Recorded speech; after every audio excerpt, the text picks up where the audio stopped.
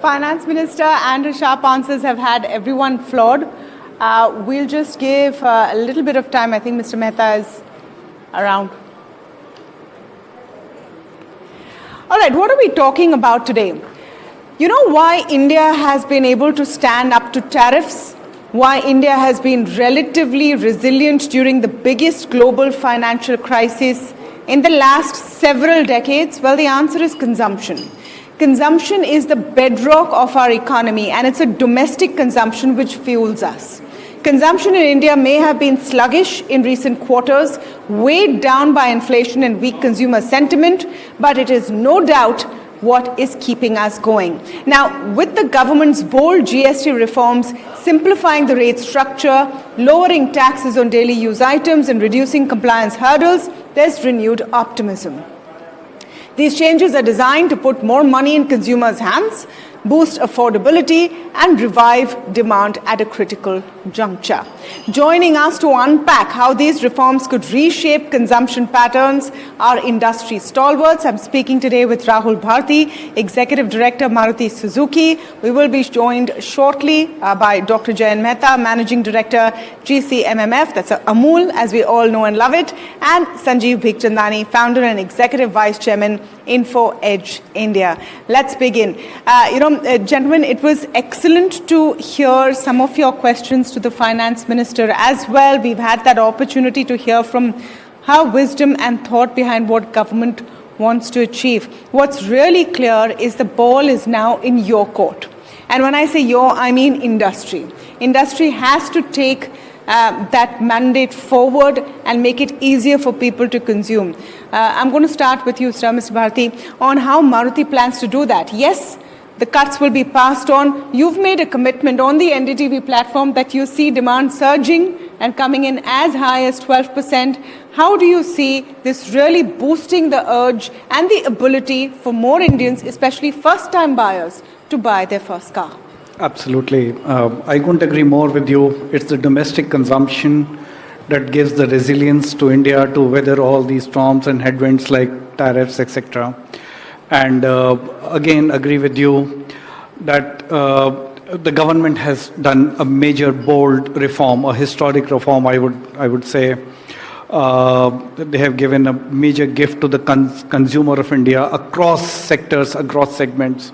And most of these are mass consumption items. I mean, food, the medicines, agri, mobility, all segments of mobilities, trucks, buses, three-wheelers, small cars, two-wheelers. So, of course, now, the first, of course, is, as we mentioned, it is industry's absolute imperative that we pass on 100% of this benefit, and at least at Maruti it's a religion, and not just this time, it has been since all times to come. So 100% of this will be passed on to the consumer. The second is, of course, we expect a demand surge. You would know that compact cars, smaller cars have been degrowing for a while. So this financial year, for example, the first 5 months of the year, we had a decline of about 6%. But we expect that this may swing to something like plus 10%. So that's a swing of 16%. And of course, there's a small benefit to larger cars also, depending on the slab structure. We expect consumers to come back. And now what we have to do is be quick in servicing that demand fast, ensuring that our cost structure remains competitive and any kind of inflationary pressures are totally well managed with in-house cost reduction, etc. May I ask you, Mr. Bharti, because especially with the automobile sector, for example, for Mr. Mehta, the demand is inelastic. People are still going to buy milk, curd, paneer, etc. But for cars, if people could not afford it, and in the small cars, the small passenger vehicle segment, you've seen growth go down. If people could not afford it, will that 10% GST cut make the difference? Oh, certainly, huge. You think so? It will. So the net impact to the customer, for example, in small cars, So from 118, from 128, it will move to 118, the total cost, if 100 is the base price. So that reflects a reduction of about 8.5 to 9%. It will make a huge difference. It does. You wanted to come Yeah, in? no, look, also, this news of GST cuts has been doing the rounds for a while, right? So there's also likely that a lot of people had postponed waiting for these cuts. And now that these cuts are there, there will be some held back demand that will come in immediately. So there might be a surge. But you've seen degrowth over several quarters, way before the GST news has come in. The degrowth in the small car segment has been an issue, and maybe some of it is moving Yeah, but I upwards. think it might have been accentuated by some people holding back for a few weeks. And if I may add, the buoyancy is not only because of GST. The budget recently, the income tax structure was made more favorable. The government placed more money in the hands of the consumer. Then we have the repo rate cuts. It's probably one of the lowest ever, the interest rates that are there. All these collectively will generate a lot of buoyancy, and we are expecting demand to come back. So, Mr. Mehta, for you, the demand is inelastic, like we said. But on the other hand, dairy producers are set to increase rates, is what we hear. How do you see this? Will there be more increase in rates on the base level just because of that kind of demand coming in? How do you see it play out? No. Well, there is no proposal to increase rates of any of the products. Not from your end, from the dairy farmers, basic milk prices. Do you see that I coming don't in? think that's an issue at the moment. For a simple reason, the rains have been very good, and overall the market momentum is also there. The first part is on the demand, which is very, very important. While one may say that it is inelastic, actually it is a function of the incomes also and pricing also. So if your income increases by 1, the consumption of dairy increases by 1.1. And milk and dairy is the single largest item in everyone's monthly household consumption. And I'm not just referring to food, it is entire consumption basket. Dairy is the highest. So that is the importance of this segment, both from the consumption point of view and also, of course, from the production point of view. As we know, milk is the largest agricultural crop of India, and value of output of milk in India is more than wheat, paddy, oilseeds put together. So it is very important, and 4% of India's GDP comes from the dairy sector, and 1/4 of the agri GDP comes from the dairy sector. So that it's a very important sector, and once you bring down the GST, I mean, it's either zero, which is on milk, and rest of the products are 5%, including ice creams. So what we are now looking at a scenario is that while people will consume products, the consumption of per capita of many of the dairy products, excluding milk, starting with ice creams, for instance, ghee, butter, cheese, it is very, very less. Per capita consumption of ice cream in India is only 5 cups per person per year, which is 500 ml as compared to 15 to 20 liters for developing countries or developed countries. So, which means there is a big headroom for growth. 1 in 10 Indians consume butter, and I'm not telling about what quantity of butter they consume. 1 in 20 perhaps consumes cheese. These are all aspirational products, and they were all taxed very high. The new policy has brought them into affordable category. What is the kind of volume growth you think you will see? We have been growing at double digit, but now the rate of growth will be much, much more high. And you have to now also see the reforms in context of what happened in the past.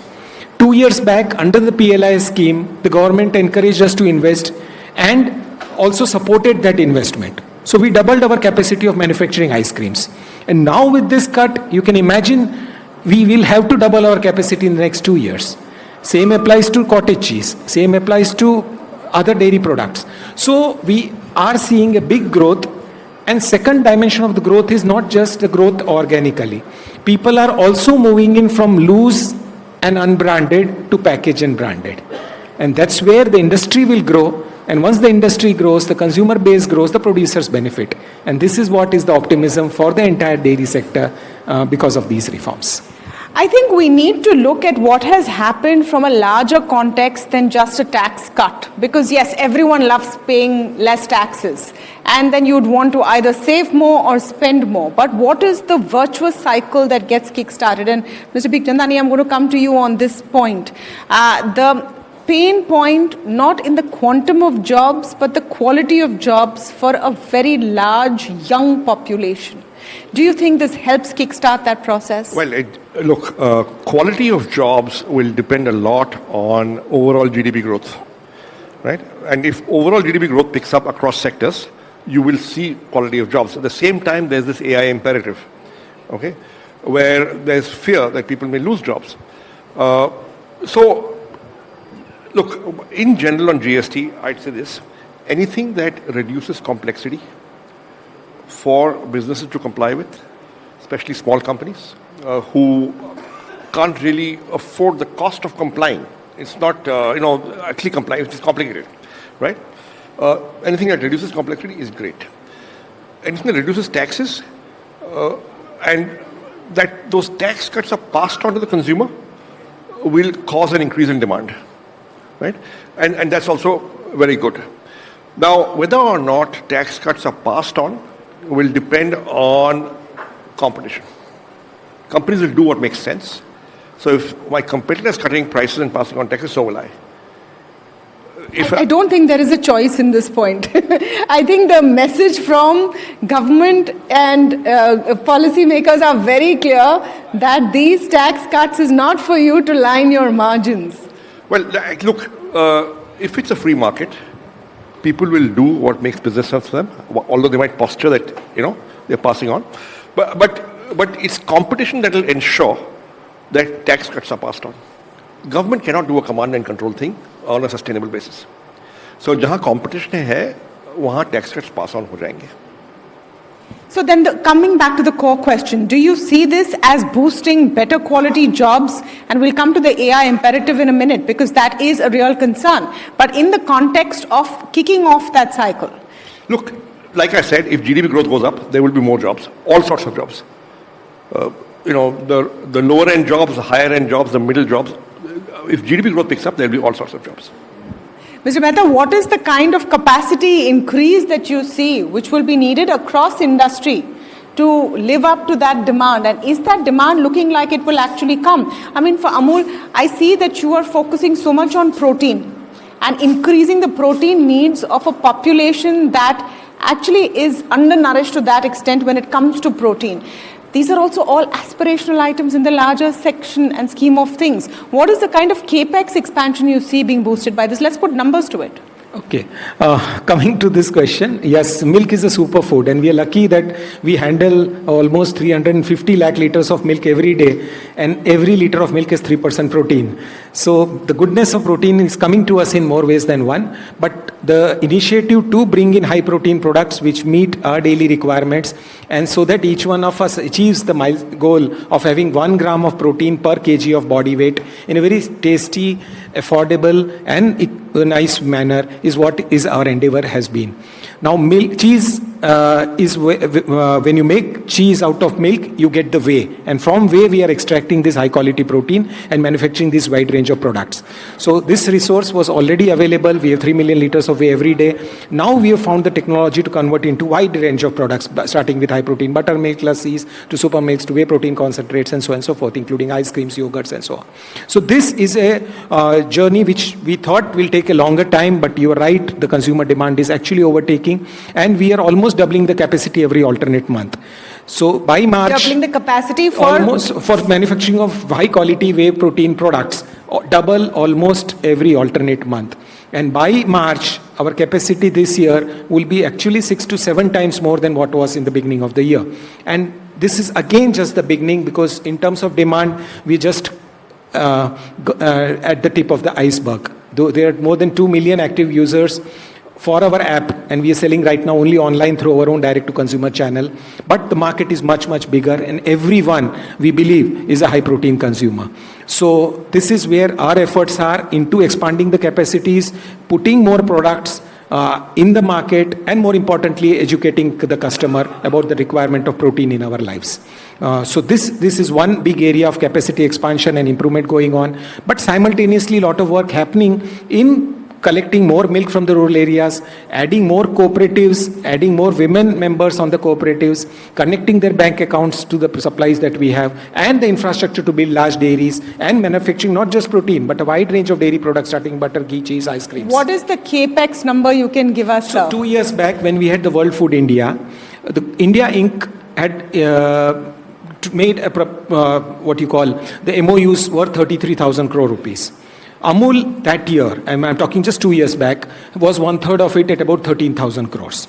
Okay, this cycle is almost getting to an end this year, and the World Food India, which is going to happen by the end of this month, we are again going to announce almost similar kind of a capex. So you can imagine the opportunity that we have in the country in expanding the dairy product business. But again, as I mentioned, our success is not in building large plants. It is into going large number of rural areas, putting up village dairy cooperative societies, and adding more farmers to the organized sector. Of course, it is you're creating consumers for tomorrow. You're creating the next list of business people for tomorrow as well. Mr. Bharti, from Maruti's perspective, and this is interesting. The idea is that this is a small car company. By the way, 2/3 of your inventory is going to attract 40% GST even now, if I'm not mistaken. About 1/3 will be in the 18% bracket. Inventory is a one-time issue, but we were slightly conscious of this because the larger cars attract a cess, and cess was uncertain. So we consciously, pulled back slightly on the larger cars, which attracted a cess during building inventory. We were slightly cautious while building inventory after the 15th August announcement. No, that's fine. Just trying to get a sense of how much of what Maruti sells will now be taxed at 40% and how much of 18%. Because the impression is that Maruti is the small car maker. That's not totally true. So about 70% of our volume will fall in the 18% bracket, and the balance will fall in the 40% bracket. And the EV will also launch, so that will fall under the 5% bracket. Okay. Do you see demand now picking up across the board, especially for first-time buyers? Or do you think now you will see people upscaling as well? If they had aspiration for, say, an X vehicle, will this tax incentive boost them to go a little higher in budget? There may be some amount of uptrading, but the huge benefit that we are excited about is many first-time buyers coming into the, buying their first car. There are about, for example, in the past 10 or 15 years, about 20 crore two-wheeler owners would have, two-wheelers would have been purchased in India. Sooner or later, they would aspire for their cars. Whether it takes them 5 years or 10 years or 15 years, it will make the jump easier for them. And there's a peer factor also, fear of missing out.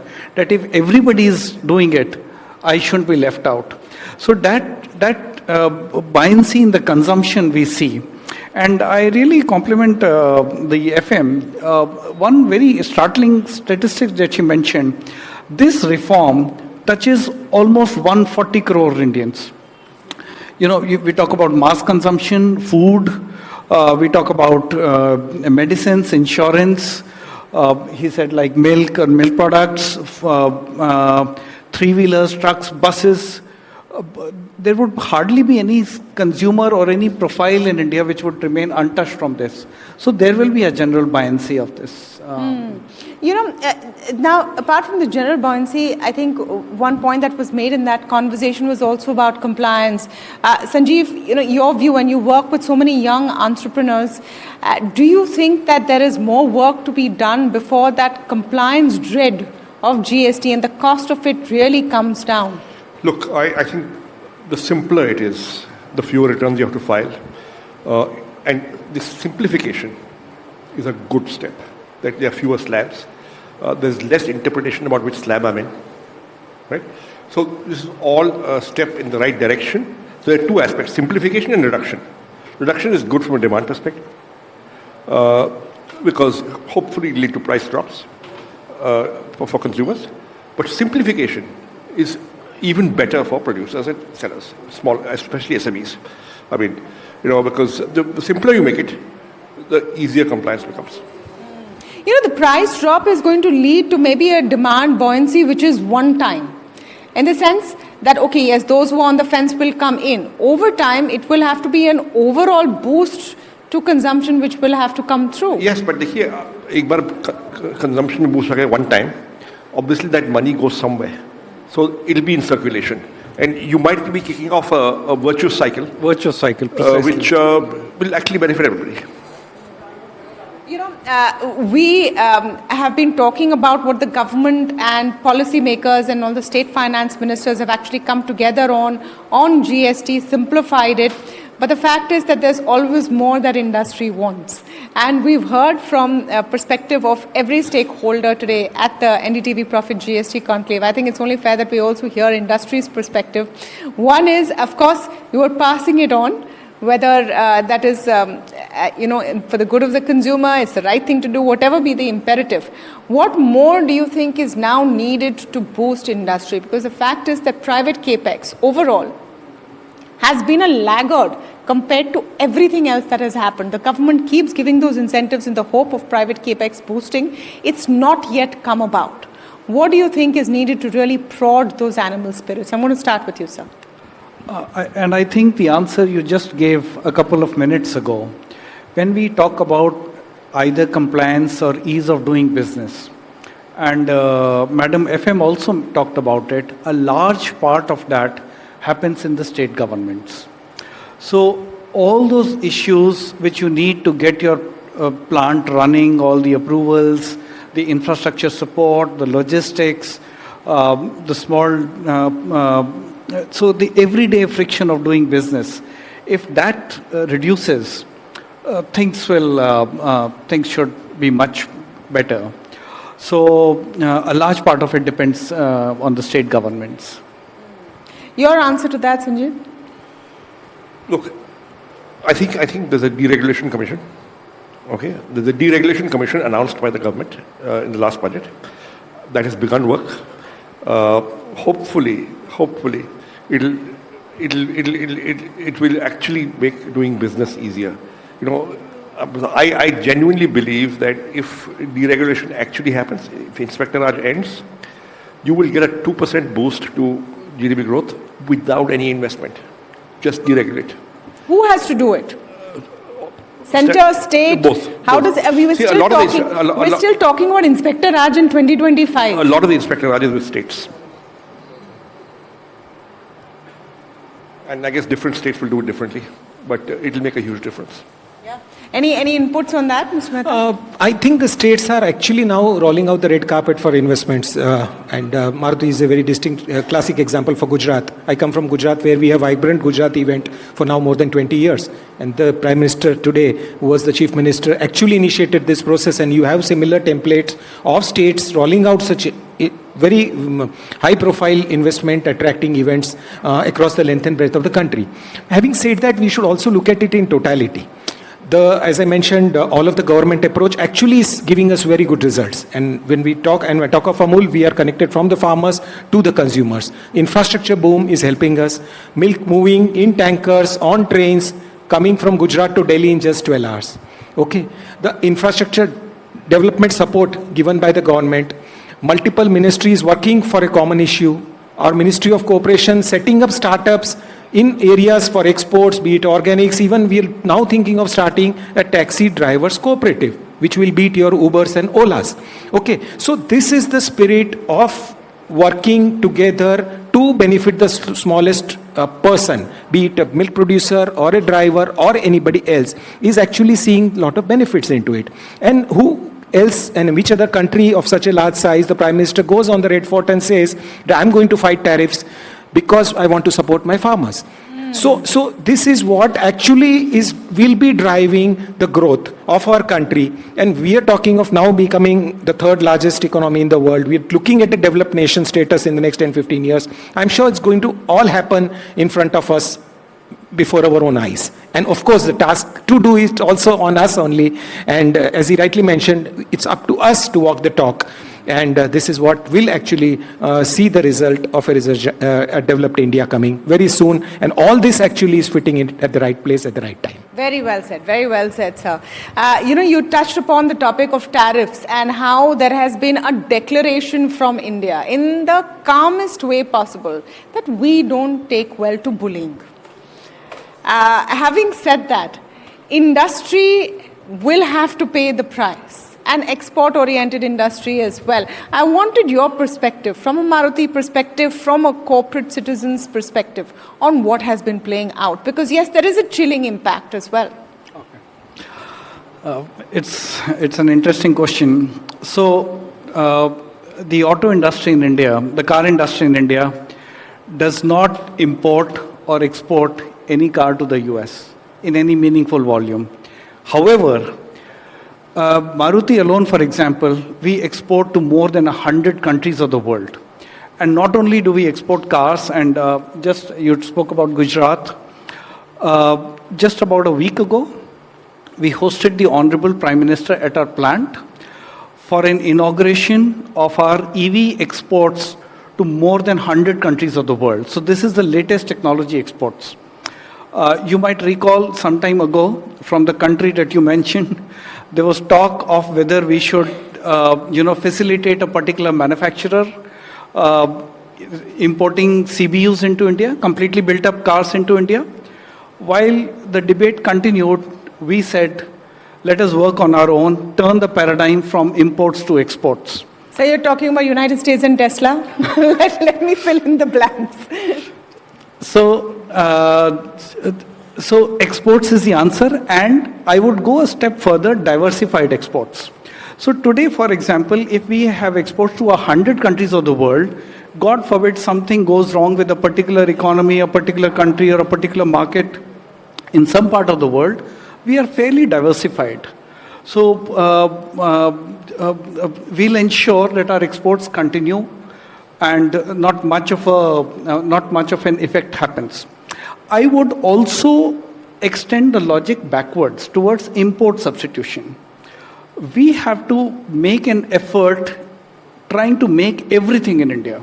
There are some trade textbooks will tell you that you should specialize in your area of strength and allow specialization and division of labor. I don't believe in it. A country as large and as heterogeneous as India needs to have its supply chain total independence. So Atmanirbharta and Make in India are very powerful philosophies. So you're making EVs, you need the rare earth. Fine, but despite whatever you heard about rare earth, we were able to export to 100 countries of the world. So we found the solution. So solutions, many times these solutions have to be innovative. One of the other inaugurations that we did at the same occasion was localizing the electrode of the battery, deep level localization. So from battery to cell to electrode. We are localizing in India. And as the COVID crisis has shown, the semiconductor crisis shown, container crisis, time after again there has been a reminder that we have to make as much in India and get as self-reliant as possible. That is the clarion call, Atmanirbhar. Be self-reliant, find other exporting partners, and of course, for domestic consumption, we have now the GST booster dose. We have all the ingredients. Now it's up to the people, corporate citizens, to cook up a storm. Thank you so much to all of you. Thank you so much.